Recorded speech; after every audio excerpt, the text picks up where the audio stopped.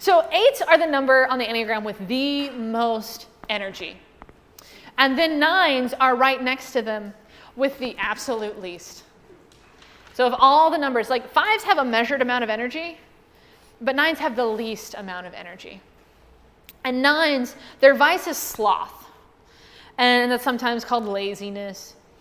And a lot of 9s, though, don't look lazy. Some do. Some do. Not all of them.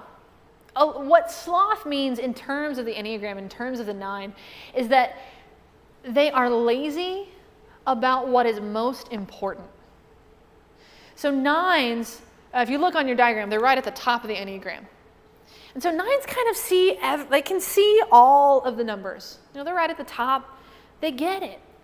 They can see things from your perspective. They understand. Sometimes they're called the mediators. They're very good at like seeing both sides to an argument, sometimes to a frustrating degree. But what 9s have kind of lost is their own sense of how they think and how they feel.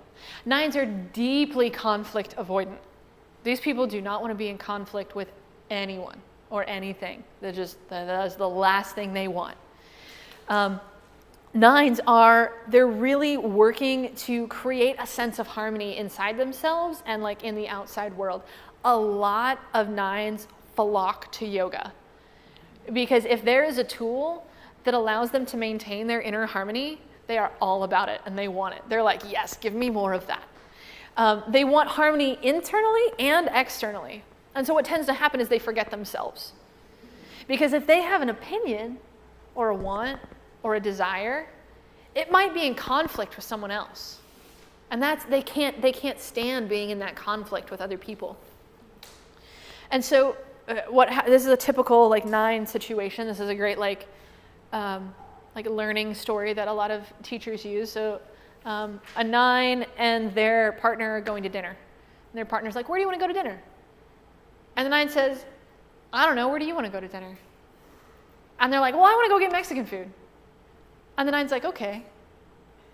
But the 9 hates Mexican food. The 9 doesn't want to eat Mexican food. But they go because they don't want to be in conflict with other people. And what happens is they start to get angry about that. But you can't have anger and not be in conflict with people, so they forget it.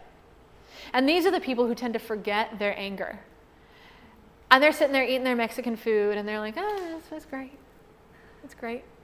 But they're getting angry, and they're getting resentful. And then eventually, they explode. So 9s can be very passive-aggressive, like, oh, well, it's lukewarm, or these tacos weren't that great. But after a while, that starts to build up, and then they can blow up. And it takes a long time for a 9 to blow up, but when it happens in a big way. 9s, being slothful, their virtue when they really start to engage with their work is to develop right action. And what right action is for a 9 is knowing exactly what's theirs to do and taking action to do it. Has anybody read the Bhagavad Gita? Yeah, we got a couple. Arjuna, the main character of the Bhagavad Gita, is a classic 9. He spends the entire duration of this Indian epic on the floor of his chariot, just like, I don't know what to do. Woe is me. And so Krishna comes down, God incarnate comes down to his chariot and says, just do something. Just pick a thing and do it.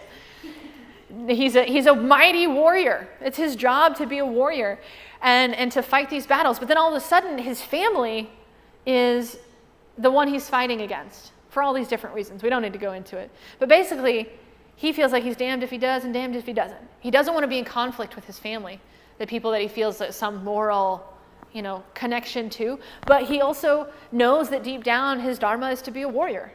And so he's deeply caught in this conflict. And what happens for 9s is in trying to create all of this harmony, they actually create a huge inner conflict. There's a deep inner rift because they haven't stood up for what they want and what they need. And so they find themselves stuck in this internal conflict. And so the virtue of right action is knowing what's theirs to do and stepping out and doing it. Being in the withdrawing stance with 5s and 4s, they're real slow to take action. And so they have to work to get to where they're doing what's right and what's theirs to do. 9s grow the most by getting into their body and empowering themselves to take right action and deal with conflict. So 9s can take some lessons from their 8 neighbors in dealing with conflict. 8s aren't afraid of conflict. 9s totally afraid of conflict, and they have to work to get to where they can deal with it. But 9s, when they're present, and they're present to their own needs and are able to voice those, and they can stay grounded in who they are, they experience presence as a felt sense of harmony in and with the world. So not just is the world harmonious out around them, but they're experiencing harmony with the world. They've put themselves in the world. Even though it might cause conflict, they can zoom out and see bigger and realize that what they need is not a conflict or an inconvenience for those around them. And what they want is important and invaluable. And when they can kind of come home to those things, they can experience this felt sense of harmony in and with the world.